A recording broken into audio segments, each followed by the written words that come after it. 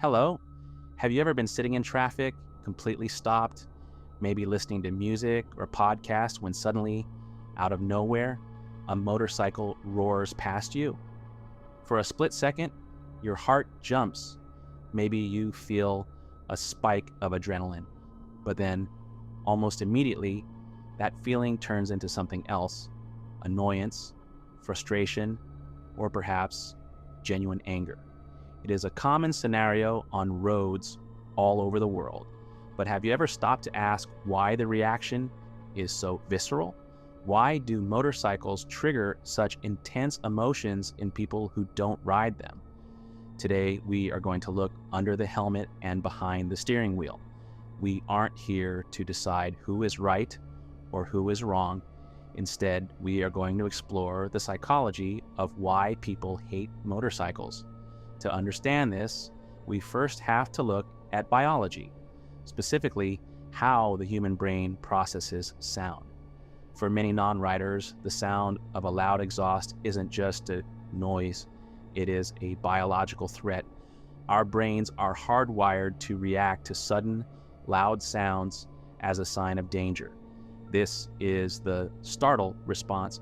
When a loud bike surprises a driver, it triggers the amygdala, the part of the brain responsible for fear and survival. Before the driver even realizes it is just a motorcycle, their body has already released cortisol and adrenaline. They are in fight or flight mode. When they realize there is no actual predator, the residual chemical energy has to go somewhere. Often, it converts instantly into anger directed at the source of the noise. It is not just about volume, it is about control. A driver inside a car feels a sense of control over their environment. A sudden piercing sound invades that private space, breaking the psychological bubble of safety. If you are finding this breakdown of human behavior interesting so far, consider clicking the like button. It helps the system understand that this is a topic worth discussing and helps spread this knowledge to others. Now, let's move from biology to social psychology. There is a concept known as equity theory. Humans have a deep-seated desire for fairness. When we're all stuck in a traffic jam, there is a shared misery. We are all following the unspoken rules of the queue. We wait our turn. Then a motorcycle filters through the lanes, bypassing the traffic. Even in places where lane splitting is perfectly legal and actually helps reduce congestion, it feels like cheating to the person sitting in the car.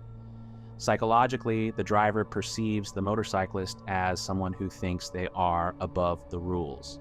It triggers a sense of injustice. The driver thinks, I am following the rules and suffering for it. Why do they get to skip the line? This isn't about safety in that moment. It is about social fairness.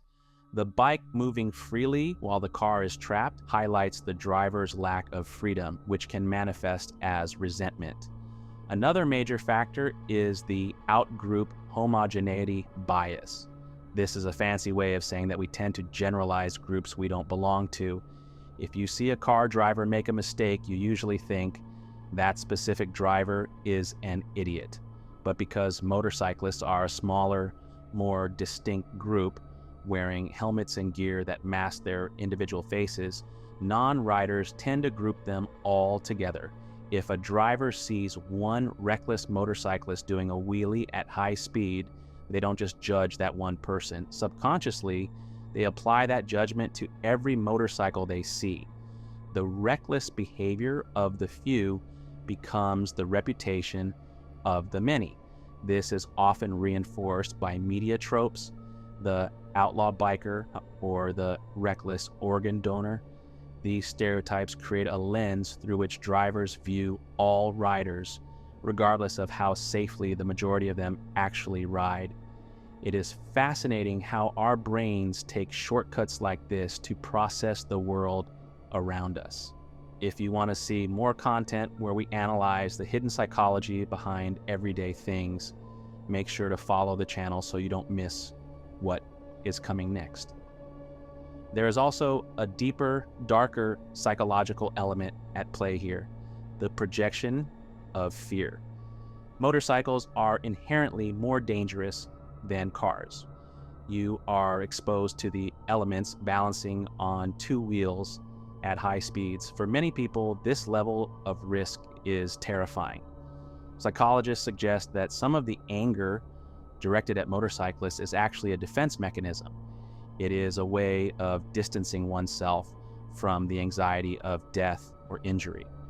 By labeling the rider as crazy or reckless, the driver validates their own choice to be in a safe steel cage. It creates a mental narrative: I am safe and smart, they are dangerous and foolish.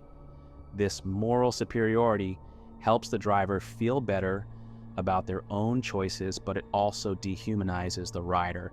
It makes it easier to be angry at them because they are viewed as a hazard rather than a human being. Finally, we have to talk about the startle surprise effect regarding visibility.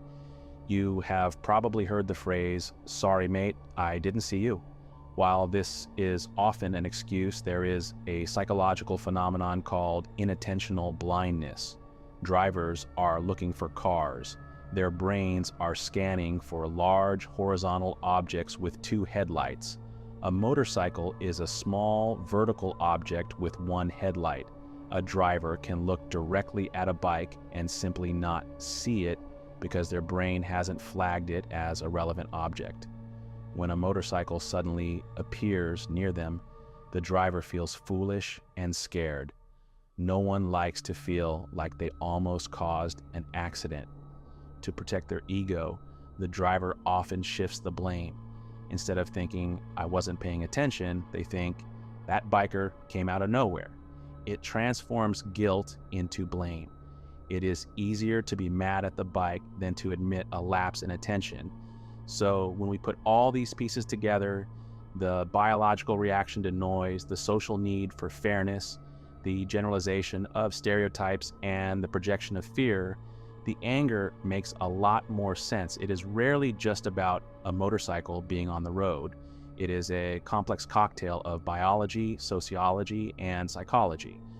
Understanding this doesn't mean you have to love motorcycles, and it doesn't excuse reckless riding, but it does help explain why the reaction is often so intense. If this video helped you understand the mindset of other people on the road a little better, or if it gave you a new perspective on why we react the way we do, please consider subscribing and sharing this with a friend. It really supports the channel. Ride safe, drive safe, and take care.